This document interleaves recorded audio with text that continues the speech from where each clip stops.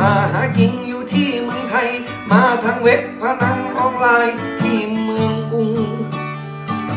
รัฐบาลเมืองจริงไม่ให้การสนับสนุนก็เลยมุ่งมาทำมาที่เมืองไทย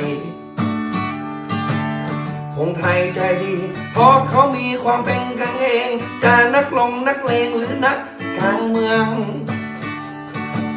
เขาให้อภัยมองคงจริงสีเทาเป็นเครื่องไม่ว่าเรื่องอะไรก็เคลียร์ได้หมดอยากเปิดเว็บการพนัน